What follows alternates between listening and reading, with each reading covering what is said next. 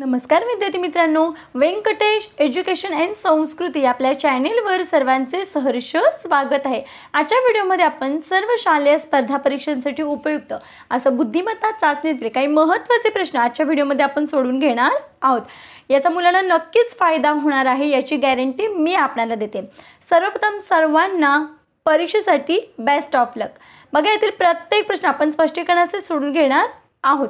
चला करूया सुरुवात तर करूया, पण नेहमीप्रमाणे व्हिडिओ आवडल्यास व्हिडिओला लाईक करा, आपल्या मित्रमैत्रिणींना शेअर करा, चॅनलवर नवीन असाल तर चॅनलला सबस्क्राइब करा, सबस्क्राइब समोरील बेल बटन प्रेस करा, जेणेकरून सर्व येणाऱ्या व्हिडिओचे नोटिफिकेशन आपल्याला मिळत राहील।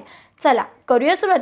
मग इथे आपल्याला पहिला प्रश्न दिलाय, 56 मीटर लांबीची तार 7 ठिकाणी समान अंतरावर कापल्यास प्रत्येक तुकड्याची लांबी किती? बघा, आता ही तार 7 ठिकाणी कापली म्हणजे तिचे तुकडे किती झाले तर 8 झाले, कारण ज्यावेळेस आपण 7 ठिकाणी कापतो त्यावेळेस बघा 1 2 3 4 5 6 आणि हे 7 वेळा मी इथे कापले, पण हा शेवटला पडलेला तुकडा 8 बघा 1 2 3 4 5 6 7 8 म्हणजे 7 ठिकाणी कापले तर तिचे तुकडे किती होतात? 8 तुकडे होतात। मग इथे काय करायचं आहे, किती मीटर लांबीची तार आहे तर 56 मीटरची, मग 8 तुकडे झाले म्हणून आपण एका तुकड्याची लांबी काढायची, म्हणून मग काय करायचं 56 भागिले 8। मग आपल्याला माहिती आहे 8 7 56 वजाबाकी केली, बाकी आलं 0, मग किती आलं उत्तर तर 7। म्हणजेच प्रत्येक तुकड्याची लांबी किती आहे तर 7 मीटर, पर्याय क्रमांक 4। दुसरा प्रश्न, एका रांगेत सिद्धीच्या दोन्ही बाजूस समान मुले उभी आहेत तर त्या रांगेत एकूण किती मुले असतील? आता आपल्याला माहिती आहे दोन्ही बाजूस समान मुले, त्यावेळेस कोणती संख्या लागते तर विषम संख्या लागते। मग याच्यामध्ये बघा 14 समसंख्या आहे, 28 पण समसंख्या आणि 32 पण समसंख्या, त्यामुळे हे तीनही पर्याय येणार नाहीत, कारण आपल्याला माहिती आहे दोन्ही बाजूला समान म्हणजे इकडे निम्मे आणि मधला अशी विषम संख्या पाहिजे, म्हणून इथं आपलं उत्तर आहे पर्याय क्रमांक 2 27। आता ते कसं ते बघूया। बघा, एका रांगेमध्ये जर 27 मुलं असतील तर बघा आपण निम्मे करायचे, 27 ला 2 ने भागून घ्यायचं। मग बघा बे 1 बे 2 2 गेले 0, वरून घेतले हे 7, बेच्या पडामध्ये 7 नाहीत, मग बे 3 6, 7 6 गेले, बाकी आली 1।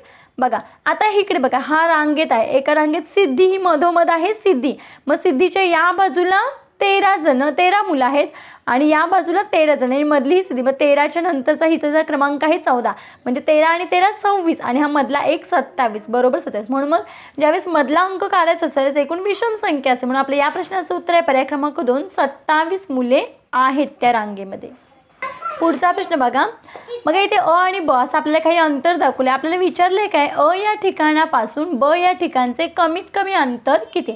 आता प्रत्येक ठिकाणी आपल्याला अंतर दिलं त्यांची आपण बेरीज करायची। मग इथे बघा हे 7 अधिक 8 अधिक 7 अधिक 8 अधिक हे 7 अधिक 9 अधिक 7 अधिक 10 अधिक हे 7, बघा 1 2 3 4 5 6 7 1 2 3 4 5 6 7 बरोबर हे अंतर दिले।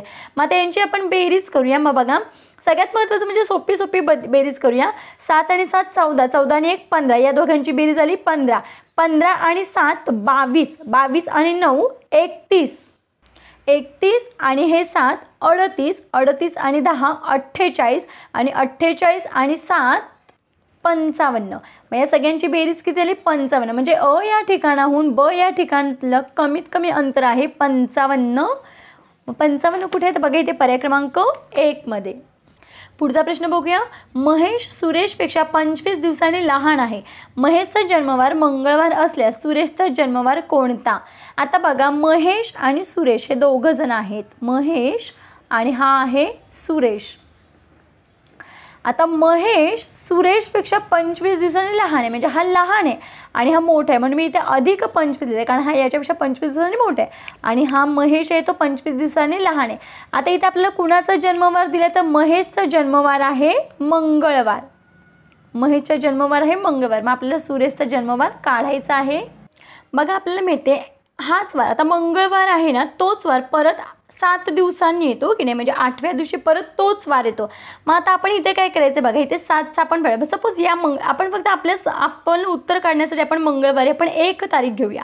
बघा ह्या 1 तारखेला जर मंगळवार आहे तर अजून 7 दिवसांनी 8 तारीख येते, म्हणजे 8 तारखेला सुद्धा कोणता वार येतो तर मंगळवारच येतो, बरोबर आहे.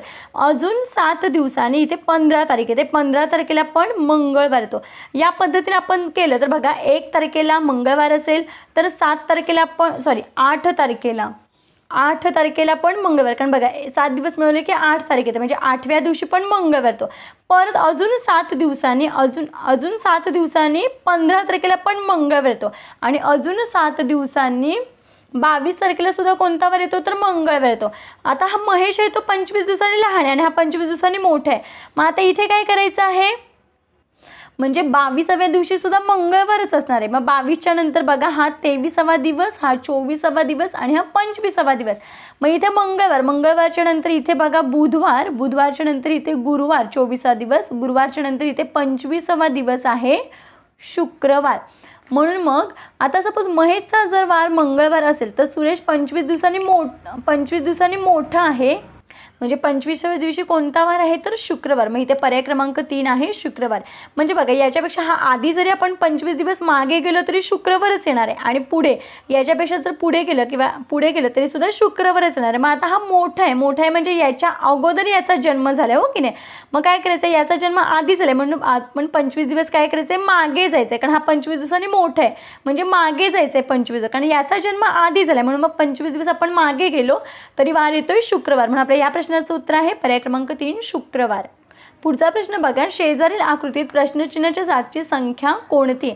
आता जर आपण आडव्या रोचा विचार केला तर बघा 28 अधिक 22 आणि 20. बघा इथे 28 अधिक 22 आणि अधिक 20 यांची बेरीज बघा. 8 आणि 2 10, 10 आणि 0 10, हा चला आला 1, 2 आणि 2 4, 6 आणि हा 1 7, यांची बेरीज आली 70. आपण जर यांची सुद्धा बेरीज केली बघा 70 अधिक 29 आणि इथली आपल्याला मधली संख्या माहिती नाही, आता मी इथे कडेला लिहिते, यांची बेरीज पण यायला पाहिजे 70च, कारण बघा हे 22 अधिक 22 अधिक हे 26, 6 बघा हे 6 आणि 2 8, 8 आणि 2 10, इथे 0, हा चला 1 2 4 6 आणि हा 1 7, 70 देते. आता या दोघांची आपण इथे बेरीज करून घ्यायची आहे. बघा इथे 27 अधिक 29 यांची बेरीज किती येते बघा 9 आणि 7 16, हा चला 1 2 आणि 2 4 आणि 1 5 56. मग एकूण बेरीज यायला पाहिजे 70. मग या 70 मधून आपण हे 56 काय करायचे वजा करायचे. मग आपल्याला मिळते इथे 10 घेतो आपण, कारण 0तून 6 जात नाहीत म्हणून इकडचं एक इथे घेतलं, इथे राहिले 6, 10तून 6 गेले इथे राहिले 4, 6तून 5 गेले इथे राहिले 1. म्हणजे इथे जी मधली संख्या दिली होती तर इथे कोणता अंक येणार आहे तर 14. म्हणजे या तिघांची बेरीज किती येणार आहे 70. मग इथे आहे 14, पर्याय क्रमांक 1. पुढचा प्रश्न बघा 5 9 4 11 49 16 प्रश्नचिन्ह 81 36. शेजारील आकृतीत प्रश्नचिन्हाच्या जागची संख्या कोणती आहे. बघा आपण या दोघांची जर वजाबाकी केली 9तून 4 केले तर 5 राहतात. आता इथे किती आहेत 49. बघा इथे 49 वजा जर आपण 16 केले तर 9तून 6 गेल्यावर इथे थोडी मिस्टेक होते, लक्ष द्या. शेजारील आकृतीत प्रश्नचिन्हाच्या जागची संख्या कोणती. इथे 5 9 आणि 4. आता इथे बघा हे खालच्या संख्या बघा 9 हा कुणाचा वर्ग आहे तर 9 हा 3चा वर्ग आहे आणि 4 हा 2चा वर्ग आहे. मग या दोघांचं वर्गमूळ काढलं आणि त्यांची बेरीज 3 अधिक 2 बरोबर किती इथे 5. मग बघा इथे 5 दिली आहे. आता यांचं पण 49 हा कुणाचा वर्ग आहे तर 49 हे कुणाचं वर्गमूळ आहे तर 7चं, कारण 7चा वर्ग आहे 49 आणि 16चं वर्गमूळ कोणतं आहे तर 16चं वर्गमूळ आहे 4, म्हणजे 4चा वर्ग 16. मग या दोघांची बेरीज 7 अधिक 4 बरोबर किती येते 11 येते, म्हणून मी इथे 11 आहे. आता 81चं वर्गमूळ काय आहे तर 9 9 81 आणि 36चं वर्गमूळ किती आहे 6. मग 9 अधिक 6 बरोबर किती 15. मग इथे प्रश्नचिन्हाच्या जागी कोणती संख्या येईल तर 15. 15 कुठे आहे पर्याय क्रमांक 4 मध्ये. पुढचा प्रश्न प्रवीणला 1 बहीण व 2 भाऊ आहेत तर प्रवीणच्या बहिणीला किती भाऊ आहेत. आता हा प्रवीण आहे बघा, हा प्रवीण आहे, प्रवीणला 1 बहीण आहे. बघा प्रवीणला 1 बहीण आहे आणि 2 भाऊ आहेत, म्हणजे हा प्रवीण हा 1 आणि ह्याला प्रवीणला 2 भाऊ आहेत, म्हणजे हा एक भाऊ ए आपण म्हणूया आणि हा भाऊ बी म्हणूया. ठीक आहे, भाऊ बी. आता विचारलं काय तर प्रवीणच्या बहिणीला किती भाऊ आहेत. मग प्रवीणच्या बहिणीला प्रवीणसुद्धा भाऊ आहेत आणि हे 2 भाऊ हिचे पण भाऊ, कारण प्रवीणची ही बहीण त्या ती प्रवीणचे जे भाऊ आहेत ते तिचे सुद्धा भाऊ. मग प्रवीण बहिणीला किती भाऊ आहेत हा 1 2 आणि हा 3. मग असे किती भाऊ आहेत तर 3. कुठं आहे पर्याय क्रमांक 2. एका सांकेतिक भाषेत 4 बरोबर 12, 6 बरोबर 18, 9 बरोबर 27 असं लिहितात. तर या सांकेतिक भाषेत आपल्याला ही पदावली सोडवायची आहेत. आता इथे बघा 4 बरोबर 12 दिले म्हणजे 4 त्रिक 12, 4 ची 3 पट, 4 त्रिक 12, 6 त्रिक 18, मग 9 त्रिक 27. आता त्याच पद्धतीने बघा इथे 5 गुणिले 2 वजा 7 अधिक 4. मग इथे सुद्धा काय करायचे, यांचे तिप्पट काढून घ्यायचे. मग 5 ची तिप्पट याच भाषेमध्ये 5 त्रिक 15, 2 ची 3 पट 2 त्रिक 6 वजा 7 त्रिक 21 अधिक 4 साठी कोणता अंक 4 त्रिक 12. या पद्धतीनं आपल्याला माहिती आपण आधी काय करतो, गुणाकार करतो. मग 15 5 75, 15 सक 90, कारण 15 गुणिले 6 आहेत, वजा 21 अधिक 12. आता बघा 21 90 मधून जर आपण 21 वजा केलं तर बघा या 10तून 1 गेले, इथे राहिले 9, 8तून 2 गेले 6, 7 8 6 राहिले अधिक हे 12 बरोबर यांची बेरीज करायची आहे. 9 आणि 2 10 11, हा चला 1 6 7 आणि हा 1 8, 81. मग 81 कुठे आहे तर बघा इथे पर्याय क्रमांक 2 मध्ये. पुढचा प्रश्न बघा, गटात न बसणारे पद ओळखायचे आहेत. 809, 513, 755 आणि 944. आता या तिघांची जर आपण बेरीज केली तर 8 आणि 0 8च आणि 8 अधिक 9 17, यांची बेरीज किती येते 17.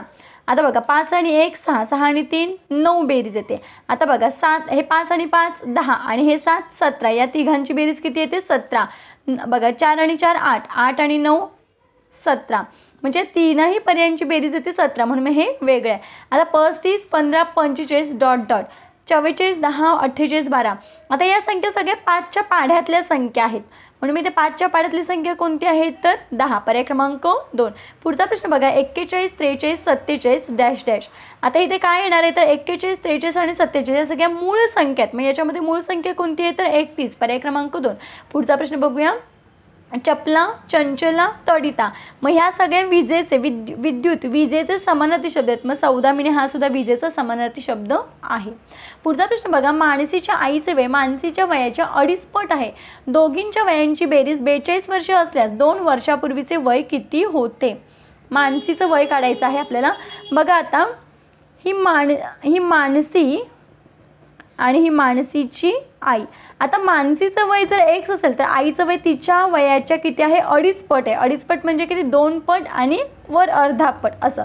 आता बघा 2 वर्ष त्यांच्या वयांची बेरीज किती आहे 42 आहेत. बघा त्या दोघींच्या वयांची बेरीज बघा, हे मानसी आणि हे मानसीच्या आईचं वय या दोघींच्या वयांची बेरीज किती आहे 42 आहेत. आता आपण काय करायचं, इथे आपण पर्यायांचा वापर करायचा, कारण त्याशिवाय आपल्याला दुसरी कोणतीच माहिती नाही आहे, हो की नाही. मग आता इथे पर्यायांचा वापर, आता मी इथे पर्याय वापरते 10. सपोज मानसीचं वय जर आपण 10 वर्ष मानलं, पण कोणतं 2 वर्षापूर्वीचं वय किती होतं, मग 2 वर्षापूर्वीची ही उत्तर आहेत, हो की नाही. मग त्यातलं मी घेतलं 10 म्हणजे 2 वर्षापूर्वी. बघा इथे 2 वर्षापूर्वीचे वय 2 वर्षापूर्वीचे वय मानसीचं वय आहे. हे किती घेतलं मी पर्यायांचा वापर केला म्हणून मी ते 10 अधिक आईचं अजून काही काढलं नाही, आपण काढूया. आता 2 वर्षापूर्वी 10 असेल तर मग आजचं वय, आता हे आपल्याला कोणती माहिती दिलेली आहे तर हे आजचं वय दिलेलं आहे. मग 10 2 वर्षापूर्वी आणि आजचं करण्यासाठी आपण 2 वर्ष पुढे जातो. मग 10 आणि 2 किती झाले इथे 12 झालं, बरोबर आहे. आता आपल्याला काय सांगितलं की जर मानसीचं वय आपण 12 वर्ष घेतलं तर आईचं 2.5 पट आहे, हिच्या वयाच्या 2.5 पट आहे. मग आधी हे 2 पूर्ण काढून घेऊया, कारण आईचं वय 2.5 पट आहे. 2.5 पट म्हणजे आधी हे 2 पूर्ण. मग इथे काय करायचं आहे 12 गुणिले 2 म्हणजे 2 पट झालं ना. तर मग 12 दुणे किती झाले 24 आणि हे पुढचं अर्धा पट येते. मग 12च्या अर्धा पट म्हणजे काय 1/2. बघा बेक बे बेसक 12, मग 6 गुणिले बरोबर किती येते 6.